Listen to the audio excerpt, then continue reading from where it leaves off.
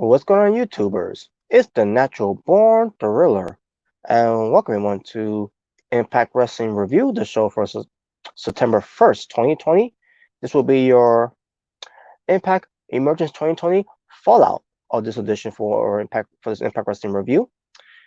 And your commentators were Josh Matthews and Madison Rain, the same Josh Matthews and Madison Rain that also commentated from Impact Wrestling Emergence from Event 1 and 2, which I forgot to mention when you saw my previous review, the one that I did with the recap of Impact Emergence.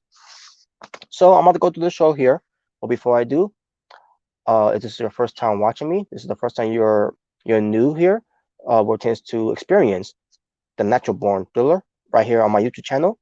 Please hit that subscribe button, and also if you like what I do here, if you're gonna like what I'm about to do here, where it tends to talk about wrestling and everything else that's going to be about Impact Wrestling, hit that like button. If you dislike what I'm about to say and what I'm about to do here, hit that dislike button. But I just wanted to thank you all for the views, for choosing me to come here to watch me, to listen to me, and to hear me, and to focus on me, and to give me, and just also spend your days, your nights, your time of watching yours truly, the Natural Born Thriller. So that being said, let's get right into the show here. There's a lot to talk about this show, especially that main event, and it pertains to a certain return that we need to discuss. So the opening match was Sami Callihan, the ICU hacker, versus Rob Van Dam, who's a whole effing show with his girlfriend Katie Forbes. Match happens. Match was itself. It was all right. Yeah, Katie Forbes getting involved in the match, whereas Sami Callihan was having no no tolerance of it in a way.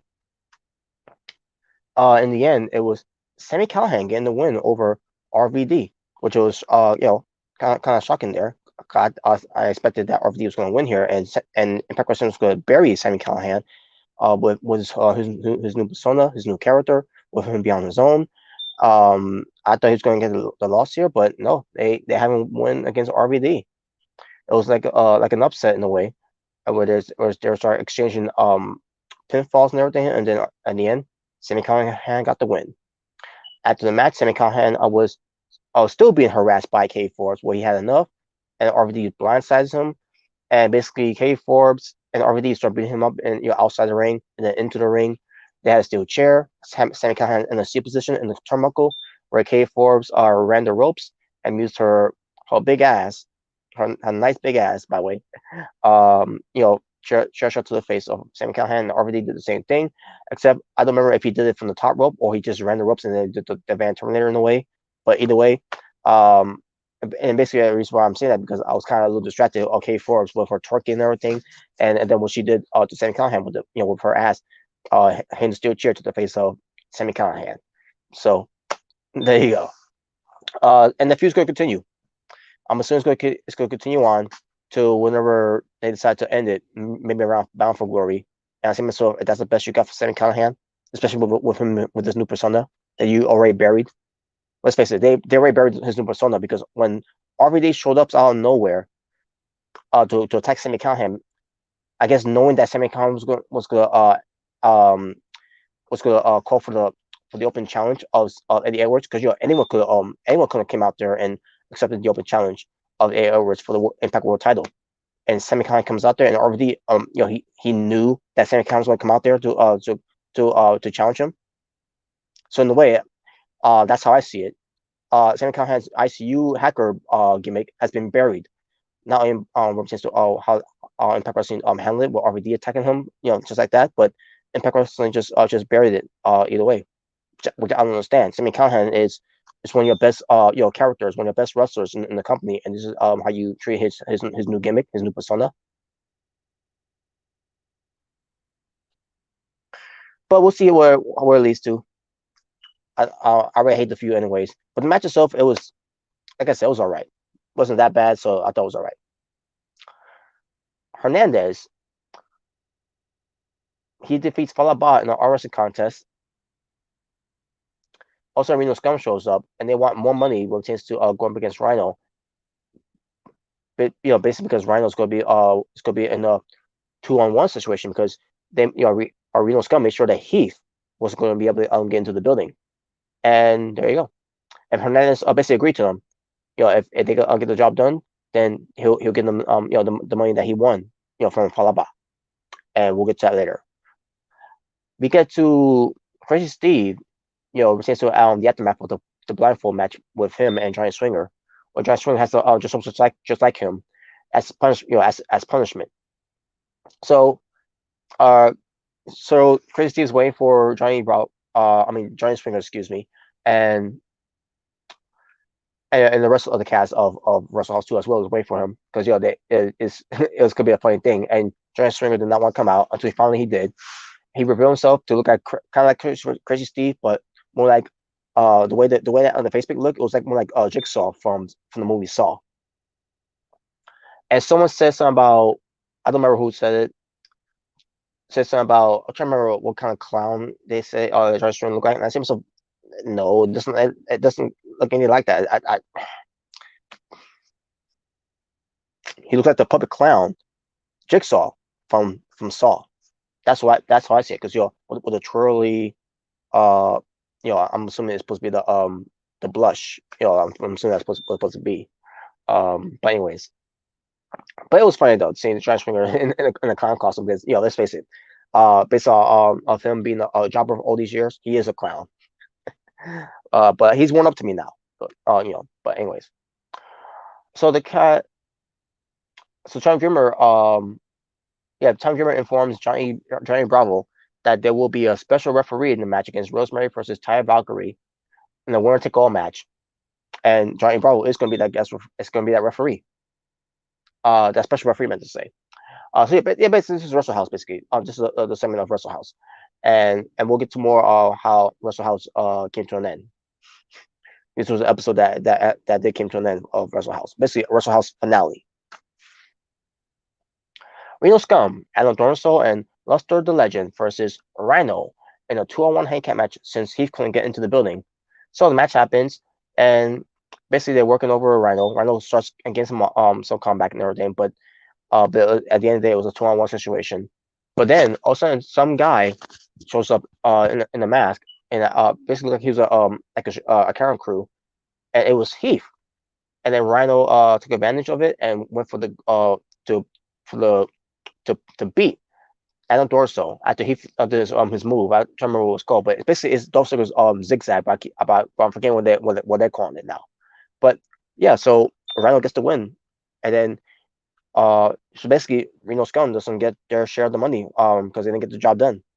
Even though they did half of the job in a way where they couldn't get Heath in the building, they still could have beat Rhino. And on top of that, it kind of failed because Heath ends up getting in the building anyways. So in a way, they failed either way. So at first they did half of the job until the half of the job wasn't very complete because Heath got into the building and Rhino won the match. So no money for Reno Scum, and Hernandez gets to keep the money. And there you go. And I'm assuming that's probably going to be the end of that stable now. If it was even a stable to begin with. After the match, Rhino and Heath are celebrating. Also, we get the executive vice president, Scott Demoy, and I think 2 or maybe 4 securities maybe to take Heath away because Heath is really not supposed to be there. And he runs away, and Rhino was in a little trouble with Scott Demoy. We don't know how's that going to play out on the next Impact Wrestling show, but we'll see. Hopefully, we will see later on because I want to make sure to get this up before Impact Wrestling comes up. Pertains to the new episode of Impact Wrestling. So, but there you go. We got more mind games playing by EC3 to Moose. Moose trying to find EC3 where it tends to gain back his TNA World Heavyweight Championship title, and he ran to this one guy. Where this one guy, hold on a second, folks. I could swear that mind games happened before. I could swear it happened before. The idiot on the before the Sami Callihan match. I could swear it did, but I don't know. But it started with Moose running to this guy saying that, "Oh, where's EC3?" And then he tells him he's part of the other building, whatever. And then this guy reveals a T-shirt that says "Control Your Narrative." I see myself, wait a minute, it doesn't make any sense for the EC3 character, the new character of EC3, where he's going to have someone, you know, do all this to Moose, unless EC3's character too as well. He's got a lot of money, right? So because he's a Carter, and the world needs a Carter. I mean, and the world needs the Carters. Meant to say, except for one thing, they don't need Dixie Carter. Just saying. Anyways, but the point is, it doesn't make any sense that EC3 assign someone on the side, because EC3 is about controlling his own narrative, not having someone else control his narrative. You know, but I guess like I said before, maybe it has something to do with money. So that's one thing I can think of. But there's a lot more of mind games continue on later on. Throughout the show with EC3 playing mind games with Moose, and Moose was trying to find them, and that's basically what it was. We get to the Good Brothers, Doc Gallows and Carl Anderson backstage. Basically, the life after the party segment in a way. Dez and Wentz are unlikely their usual sleeves. I mean, yeah, sleep. Sylvie, something, whatever. Basically, the Good Brothers were telling the story about how Doc Gallows was standing up, drinking a beer, and snoozing, standing asleep or whatever. And Carl Anderson was basically making fun of him and all that, because just for rib. And you had securities there. I'm assuming there were securities, and they're laughing and everything. And then I'm assuming that's when the Rascals showed up. To join along, to hear the story, whatever. I'm sure who else did, but I'm watching this. I'm saying myself, I hate the Good Brothers now. Now I hate the Good Brothers. Before, when it came into Impact Wrestling, I was excited because I'm assuming it was gonna be like it was gonna be Bullet Club or maybe Aces and Eights or something. More chances with the Good Brothers, especially what they did after the title match at Summerversary, where they helped out Eddie Edwards for getting beaten up after he won the title, and it was going to line up with him, and they didn't even follow up on that one. And I'm saying to myself, okay, so what's the point of the Good Brothers besides them wearing camouflage and carrying out with, a cooler with beers and everything, being the Stone Cold Tag Team division of Impact Wrestling. I thought they're supposed to be Bullet Club. I thought they're supposed to be Rebels. And based on how I'm seeing them, they're doing a stick here, where I'm like I'm starting to hate them now. And it's a damn shame because I want to like this tag team. I always liked the tag team. Even back in the days of New Japan Pro Wrestling, I liked them. Even when they came to WWE, where I thought WWE is going to push them to the top of the food chain of the tag team division, and based on how they treated them, I thought maybe they'll gone past that after their departure from WWE, which is unfortunate. We're to the whole pandemic thing, but that's not what I'm seeing at all with the Good Brothers. The Good Brothers are supposed to be bad and cool. Instead, they're just being jokes and uncool, and it's just I just hate it. I hate them now. Maybe when they're allowed to travel again to overseas, when they go back to Japan, do the whole Bullet Club thing. Maybe from there, I could like them because it's a different atmosphere. But every time I see them on my TV set, basically pertains to Twitch or on Access TV. Every time I see them on my screen, I'm gonna have nothing but dislikes of them now. I hate them now. What's going on, bro?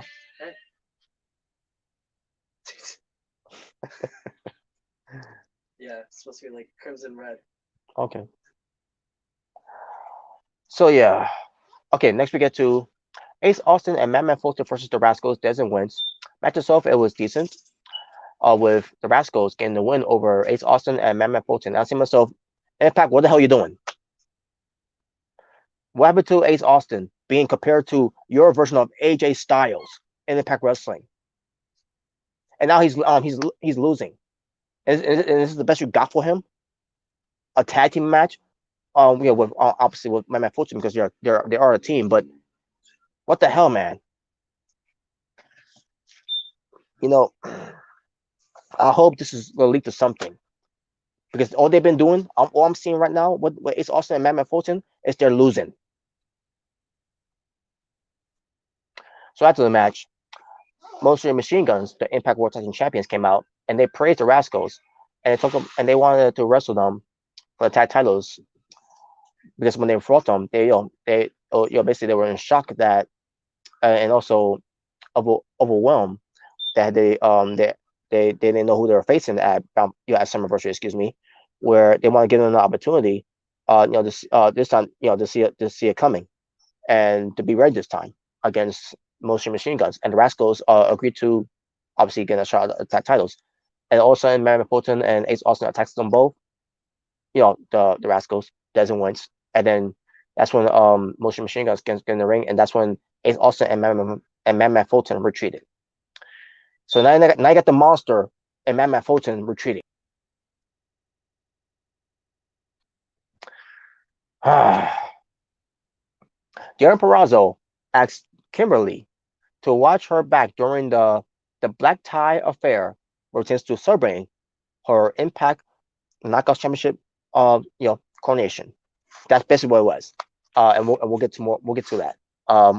So yeah, I enjoyed it, and also to avoid any interruptions from Thick Mama Buff, Jordan Grace.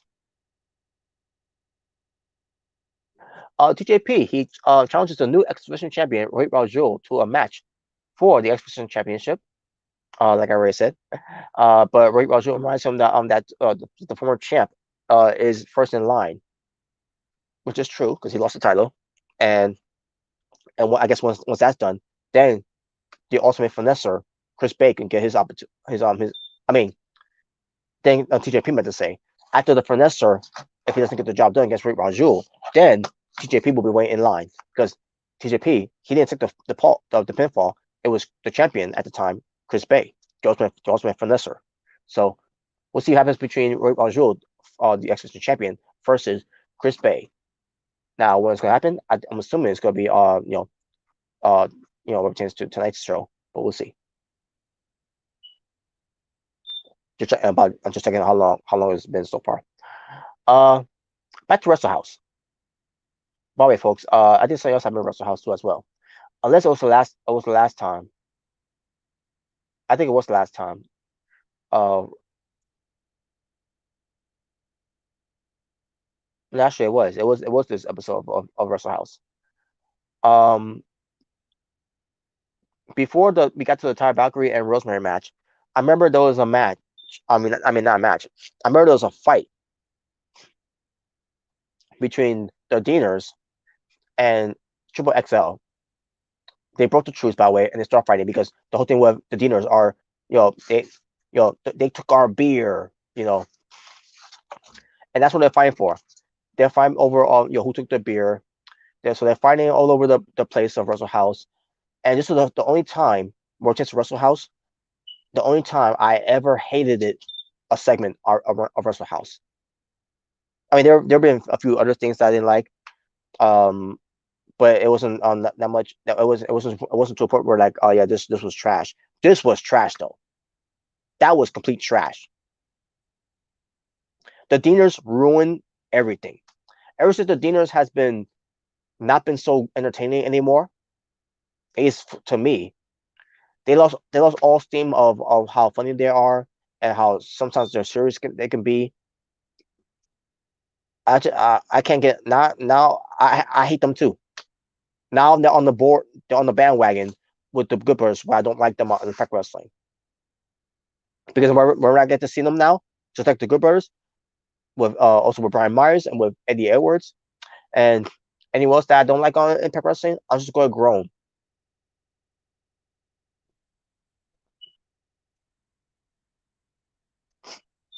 And then Susie showed up at the end of it, by the way. And basically, they found a beer before that happened. They found a beer under the bed. They basically Larry D was the one who took the beer. So we thought we'll get to that. And then fast forward now to Susie. She shows up and said, "You broke the truce." Also, she starts, you know, she didn't turn into to Sue Young, the young dead brides, young dead bride meant to say. She didn't turn to Sue Young, but she was still Susie, and she was acting like Sue Young, and basically destroy the Deaners and Triple XL. And then all of a sudden, Tommy Dreamer, I think Tommy Dreamer showed up, and Susie was still acting like Sue Young, and Tommy Dreamer got scared and he ran off, and that was it. Yeah, so much for the violence that's coming in Tommy Dreamer, the innovator of violence. Now let's get to the match of Ty Valkyrie versus Rosemary with Johnny E. Bravo, the referee of the match, the special referee of the match. So the match happens, ends up being a decent match between Ty Valkyrie and Rosemary, where Ty Valkyrie got the win with the Road to Valhalla to Rosemary. Ty Valkyrie wins, which means Ty Valkyrie uh, takes all. And this whole Wrestle House thing was because Rosemary you know made this whole concept of Wrestle House just to to get with Johnny Bravo because she's in love with Johnny Bravo, and because she lost, it was all waste. And then Rosemary tells everyone, "You can all leave now," and everything. And all of a sudden, Johnny Bravo gets on one knee and proposed to Rosemary. And Rosemary said, "But I lost," and everything.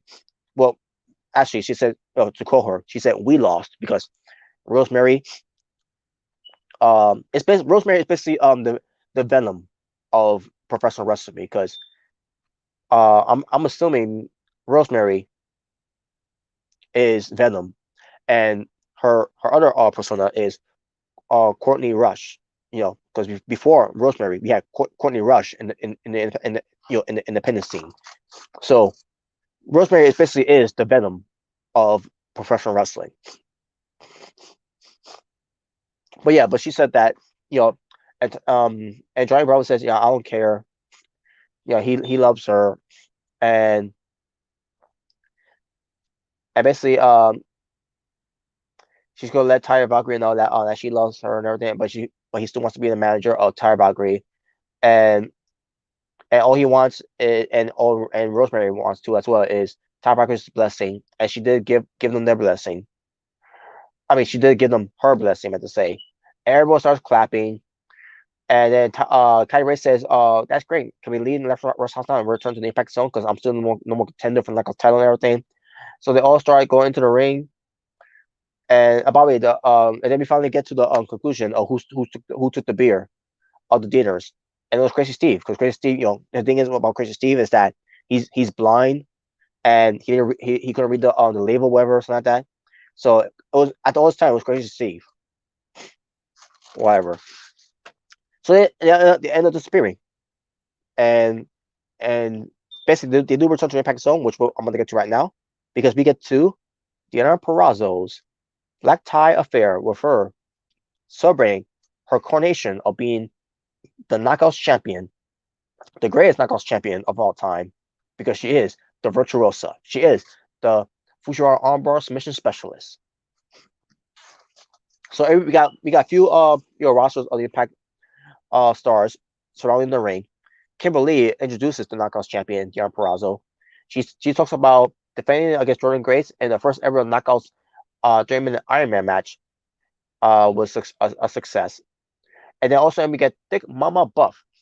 Jordan Grace interrupting, says congratulations, and she wants to give her a huge hug victory. Jordan says that Deanna's our reign won't last for long. And then also we get the return of It's All About Me to Neil Dashwood. And when she came back, I say to myself, well, there's no hype, there's no excitement, there's nothing. She, I mean, I love Neil Dashwood. She is a good wrestler. I I do find entertainment in her, and I do see that she does brings a lot to the table in wrestling. But just like when they brought her into Impact Wrestling, back in 2019, hyping her up her debut, hyping her up, saying that she's gonna make her Impact Wrestling debut and everything. And when she came, there's barely any hype. There's no hype of her of her at all when she came in when she came in making her debut, and I was right, and no one else even felt that way either. Nobody felt that hype of Tina Dashwood coming into Impact Wrestling, even when they were trying to repackage her, and then they started to drop that one, and now here she is back into the Impact Zone. She's returned, and there's still no hype. Okay, take care. No hype, nothing, no excitement. I don't understand at all. And with no fans there either, no crowds there didn't help. It definitely didn't help at all. Even if there was crowds there, they wouldn't care. They would not even care. And yeah, these not gonna be the same TNA fans and everything, or the same Impact Wrestling fans, but not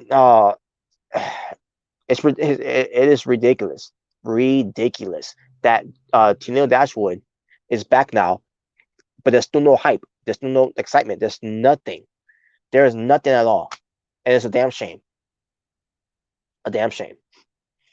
But she came out, she makes her return, and Tennille Dashwood is like she's gonna be first in line, and Jordan Grace questions her, how you gonna be first in line if you never even been on the show here. You haven't you don't even show up here, and you don't even come to work and all that. And I'm like, thank you. Now when Tina says that she wants to shot the title, she's gonna be first in line. Like, someone said, wait a minute, you haven't even been here, that you haven't even returned. We haven't seen you on TV here. We haven't seen you for a long time, and you expect just to get a title shot just like that?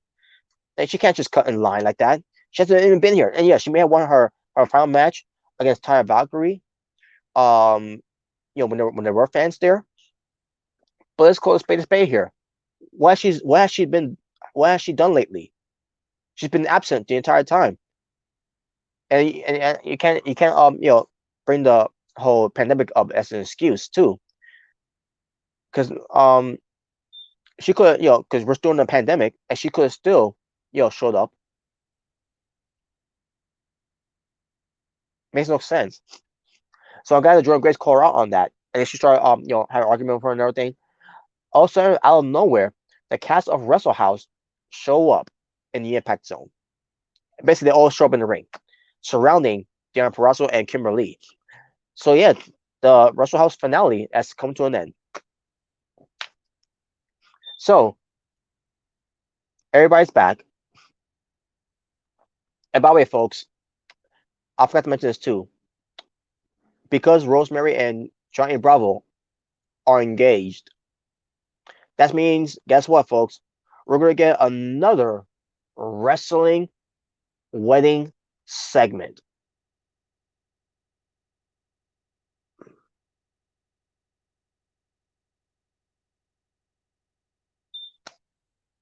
And you know how I feel about wedding segments in professional wrestling.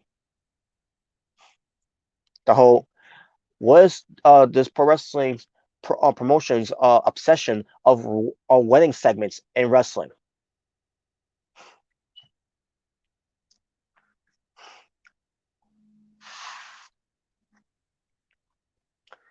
So as they arrived, I'm trying to remember how it happened. Oh yeah, they all start brawling. Basically, Kylie Ray and Deanna Purrazzo, sort of. Well, actually, Deanna Purrazzo kind of retreats, while Kimberly took the beating from Kylie Ray, and Deanna Purrazzo was upset that everything was ruined. And yeah, and we're gonna see where we're released to now. Kylie Ray should get her one-on-one title shot. It should not be no three-way, no four-way, none of that. Kylie Ray needs to get a one-on-one opportunity for the Impact Knockout Championship title against Deanna Purrazzo. That's it. That's all I want to see.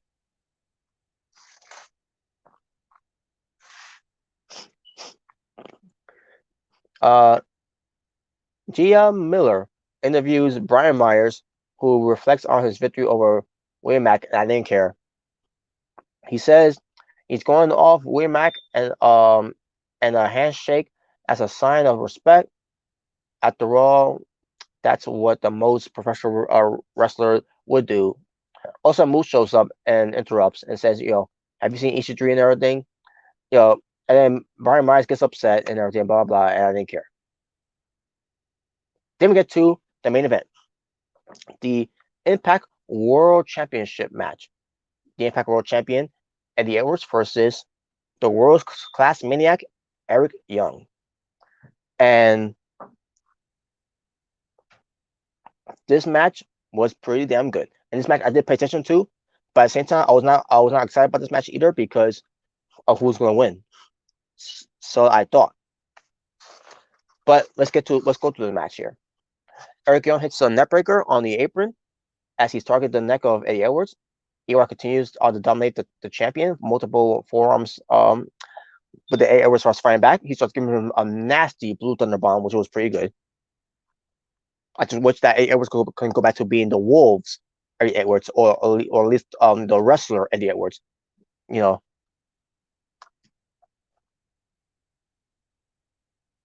Eddie Edwards hits up the backpack stunner out of nowhere for a 2 count. EY sends Eddie flying to off the top, connecting with a huge elbow drop from the top rope for a near fall. That's EY doing that.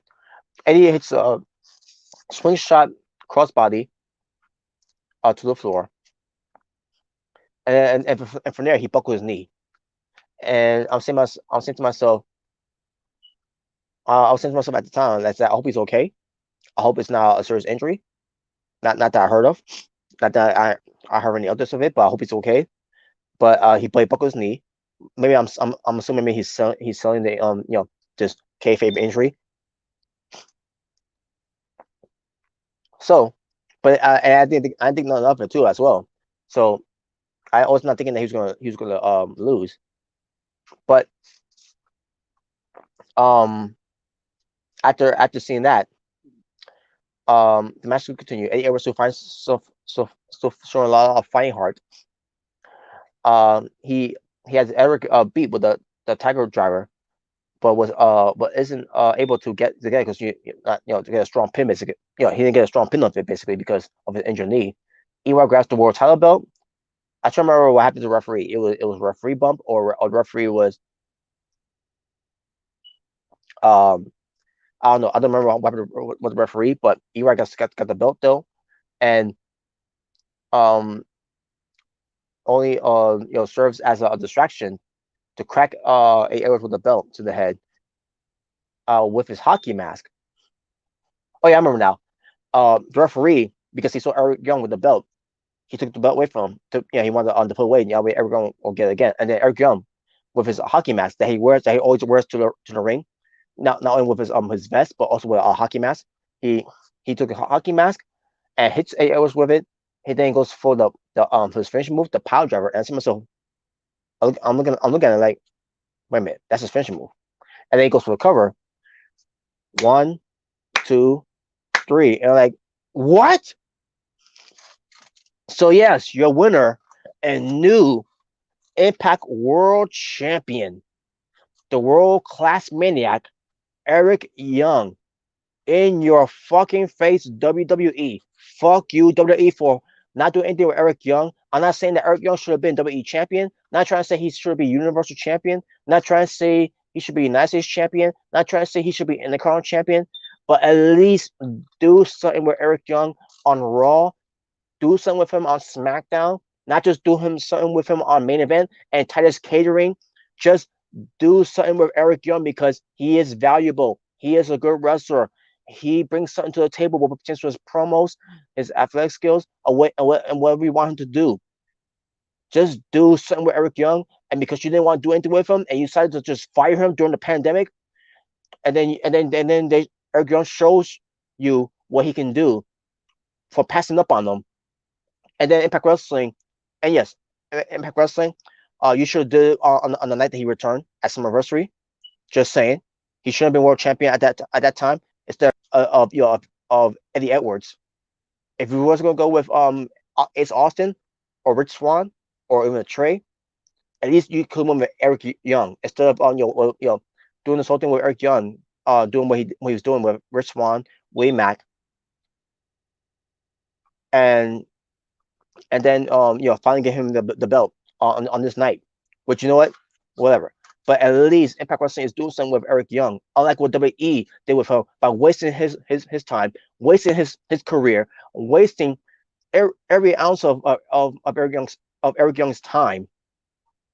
Where Eric Young to a point where he was depressed. Eric Young fell out of love with wrestling. He didn't want to watch wrestling anymore. He didn't want to have anything to do with wrestling anymore because of what WWE did to him. That's what WWE does to these guys when they go into the company.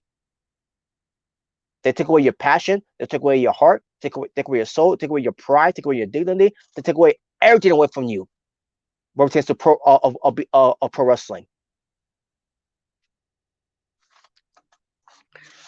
And Eric Young um came back to Impact Wrestling, and he's got all that back now.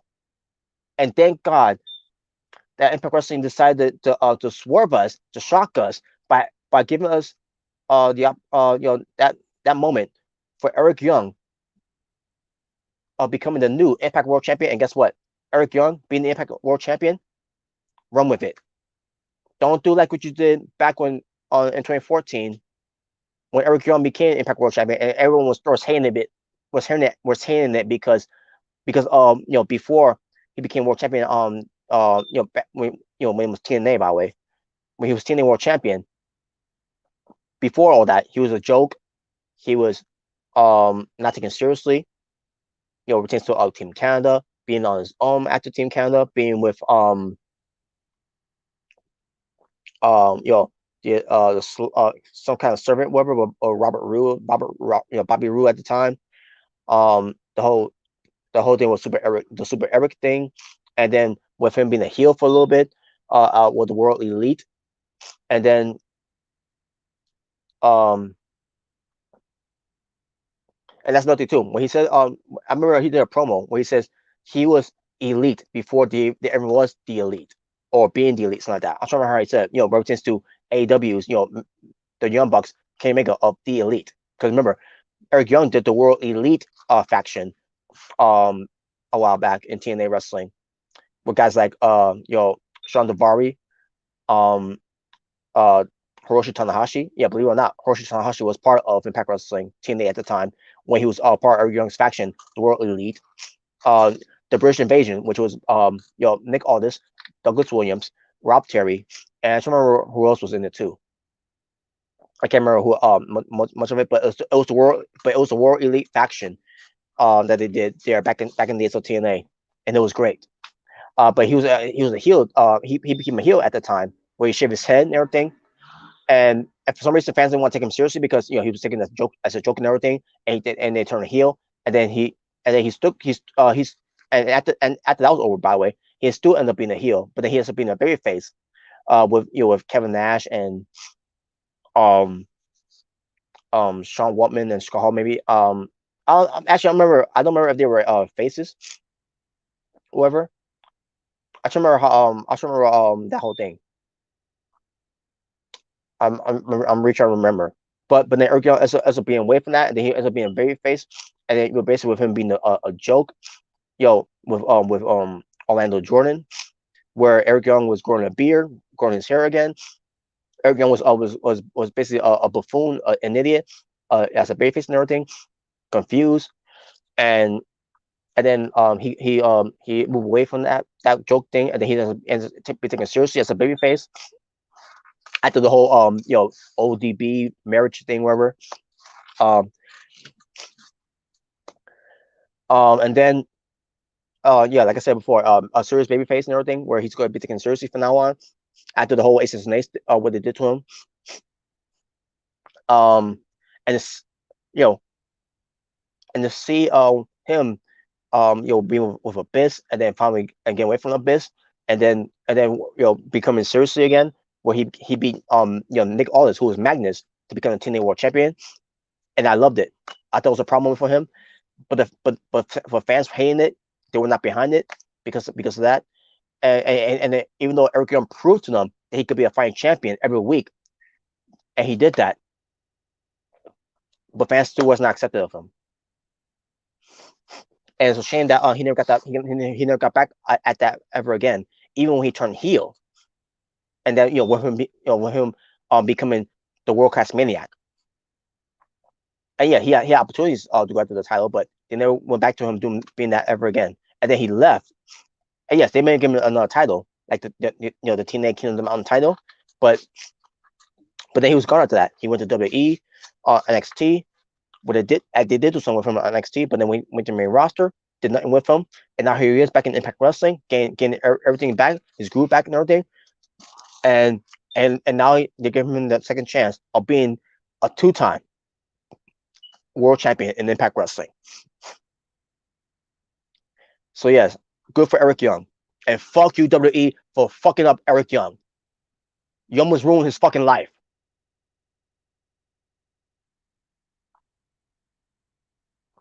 So after the match, Eric Young attacks Eddie Edwards again, and I think he went to the knee.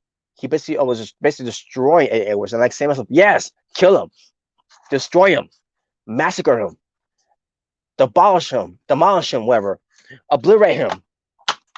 I was saying all of that, basically where Tenson's attacking his knee. And at that point, I realized now, yes, it's a kayfabe injury then. But either way, good. Get that bit off of Eddie Edwards, because Eddie Edwards, with him looking like that, that's not a world champion to me. Eric Young will being a wrestler and wrestling in the wrestling gear, that's a world champion. Now, John Moxley can get away with that because John Moxley has a persona of he always had that persona. Eddie Edwards should never have that persona anyways. To me, Eddie Edwards' persona with that one, it may work with Sami Callihan during that time, but after that, it should never have been a thing ever again.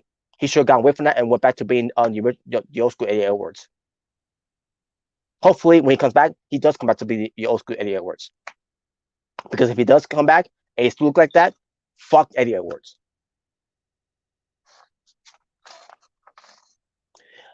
So yeah, Eric Young, congratulations to him.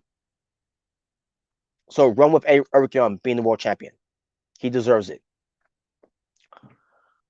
So after the match, after the beatdown, I meant to say, after that scene, Moose discovers that EC3 has been stalking him, throughout the entire time, and that was it. And it will culminate, hopefully, on the next episode of Impact Wrestling. We'll see. And that was it, folks. That was it for the show, and that was it for Wrestle House. Unfortunately, that's it for Wrestle House. And there you go.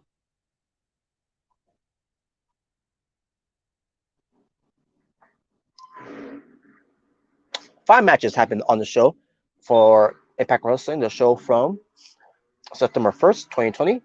And my overall showing for the show, at first the show was not flowing well for me. I just didn't feel like the show was I'm not saying the show was gonna be trash or garbage or bad. I just wasn't feeling the show at all that much. Where to the point I was going to give it to either a 5.5 out of 10 or at least a 6 out of 10. But because the ending happened with Edwards losing the title against Eric Young, I raised it up. Now, on the last on the live reaction for the with the silent panel, I don't remember if it was a 9 out of 10 or a 10 out of 10. But I'm gonna give it. I am going to give it a 9 out of 10. Just for that, just a 9 out of 10. So yeah, that'll be fair. 9 out of 10. So yeah, there you go, folks. So in a way, I still enjoyed the show. So there you go. And that being said, thank you all for watching for It's the Natural Born Thriller, saying peace on the streets. Well, this was your Impact.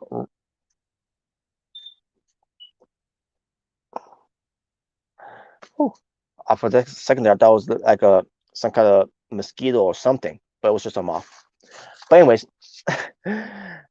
for again, this was your Impact Wrestling review, the show from September 1st, 2020. We're chance to the fallout of Impact Emergence 2020.